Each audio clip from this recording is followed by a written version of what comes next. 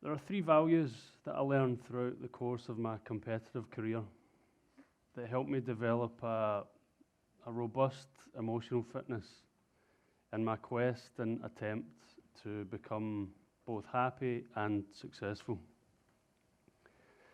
These values were the result of purposeful action, habitual behaviours through repeated routine and mindset. Now, the first value is the idea of acceptance. Now, to me, that's a fairly all-encompassing value. It represents taking responsibility for your lifestyle choices, for family, relationships with peers, friend groups, and perhaps your most important responsibility, your mindset. Now, back in 2014, I competed at the Commonwealth Games in Glasgow as an ambassador for the Games.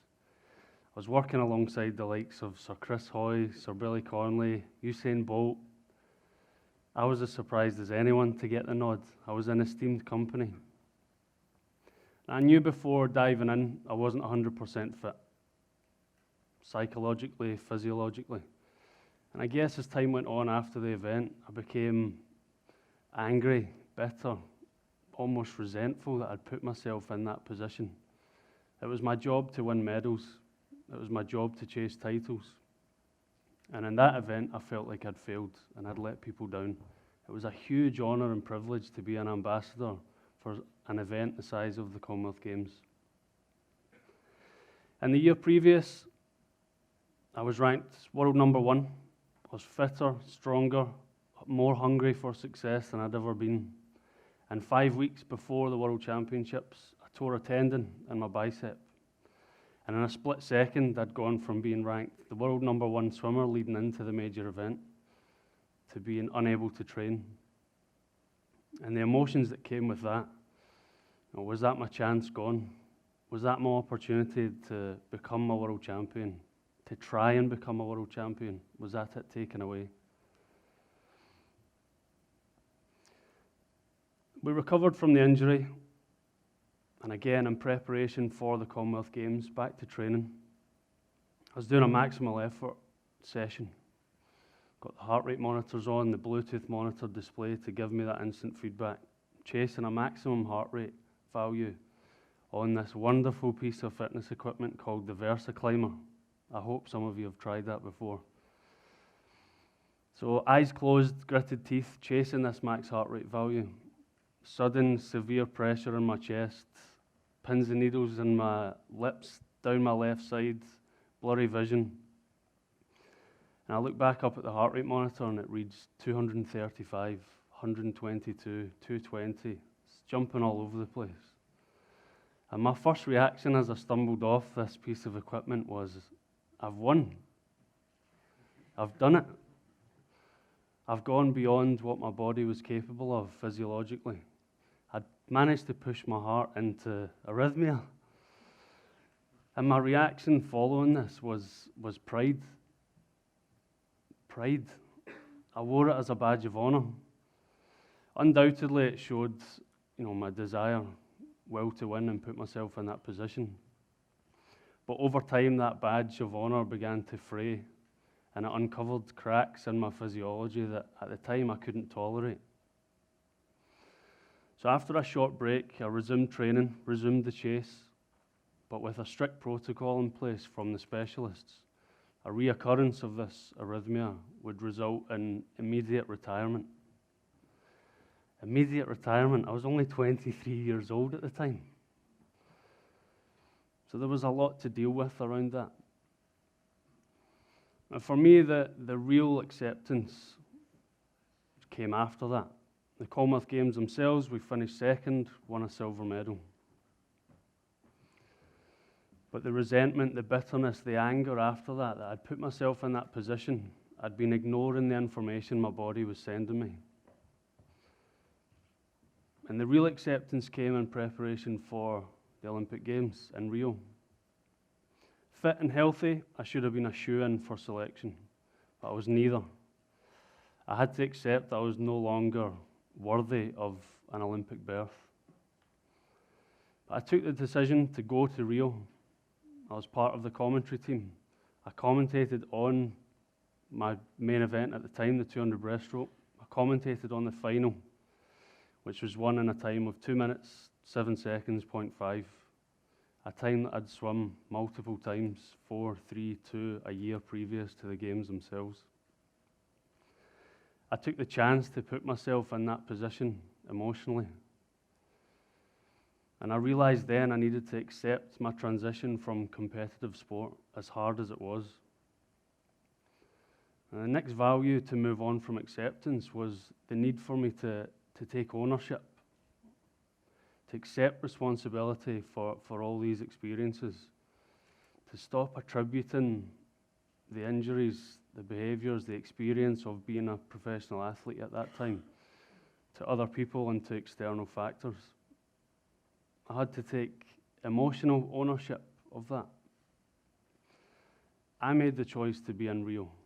I chose to take that opportunity to be raw, to put myself in that vulnerable position.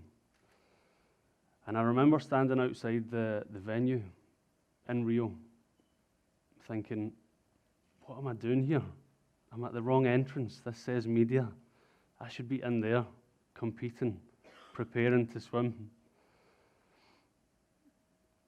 And commentating on that race was difficult. But what I can see now in retrospect is that it put the building blocks in place for me to move on, to move through acceptance, to think about rebuilding my career, to take more ownership of it, to drive my career in the direction I wanted it to go, and stop attributing these things to external factors. We alone are responsible for our behaviours. Over time, you can train this, just like you train on the VersaClimber or any other piece of equipment. You're in charge of training that mindset, of training those habitual thought patterns. So after this, transitioning away from competitive sport,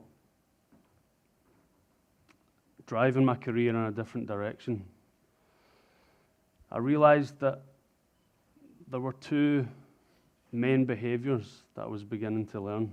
You know, that self-learning through acceptance, through ownership. That came about through having the self-awareness to identify these learning points. And for me, self-awareness gives you two behaviours from the back of that. It's gratitude and it's resilience. And I don't believe you can label them without having the self-awareness to know that you had these learning opportunities throughout my career. I guess now the emotions of my career, there's different emotions now. When I look back on my career now, I think I was 1200 shy of the greatest honour in our sport of becoming an Olympic champion at a home Olympic Games. Is that the margin for failure? 12/100ths of a second. For so long I held on to that as the margin that would define my career as a success or as a failure. And I think taking ownership of that was vital in my development and enabled me to move away from competitive sport and to drive my career in a different direction. Following the Olympic Games, I remember the penultimate night in the Olympic Village. Walk into the dining hall, LeBron James, Carmelo Anthony, smoking a cigar, superstars of sport, asking me about breaststroke technique. Surreal experience. I leave the village. I was living in Bath at the time with three of my friends, three other guys. I'm head to toe in kit, got my 2 cases. Walking up to the house, I'm thinking, for sure these guys have thrown a party. Lights are off in the house. I come through the door of the house. I walk into the living room. My friend's lying on the floor in darkness, watching South Park, with an empty family-sized bag of Doritos, crumbs all over his chest, and turns to me and says, "Hi mate, how was it?" Talk about an Olympic come down. After the high of competing at the Olympic Games, I wasn't really sure how to fill my days. Every decision in my life was based towards that one race, chasing that medal, chasing that title. So I went back to work, trained for the World Championships 6 months later. Silver medal, again, same result as the Olympic Games.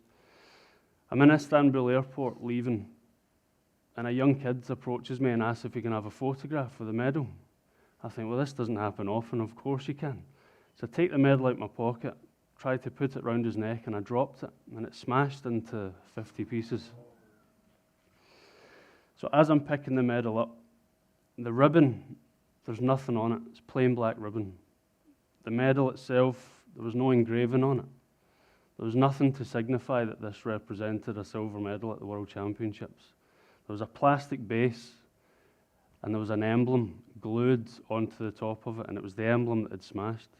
So I pick up the base of the medal, and it's covered in glue marks, like Pritt stick. It looked like it had been made in a kid's arts and crafts class. I'm thinking, is this it? Is this what I'm doing this for?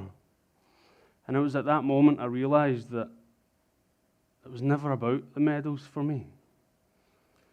It was about being a leader. It was about trying to be a role model. It was about having pride in the way I tried to win. It was about that unflinching pursuit of self-improvement. I wanted to be the role model within the team. I wanted to be the leader that people could rely on. And I think then I realized I'd done that. I'd ticked that box. I think there was a realization there that the experiences, the energy you feel, everything, your life experience is powered by your thoughts. It's not the other way around. The emotions you feel, emotions and behaviors are data. They're just a source of data. It's not an instruction manual on how to live your life. It's not a directive. It's just information. And over time, you can choose how to react to a situation, to an experience. And I think through feeling more content about that, I became okay with asking for help. I actually think asking for help is endearing. It helps build relationships through trust, through openness. You try asking for help and see how the person you're asking for help, it empowers them, it gives them the power to aid your development. All of these lessons and values have led me to some exciting opportunities in sport and business, which I'm really grateful for. I now work with extremely talented young people where mental health, first aid, mindfulness, and an awareness of these skills are a key component. And I guess that's the common goal that we have, that we're all working to solve arguably one of life's greatest puzzles, trying to become happy and successful. Thank you.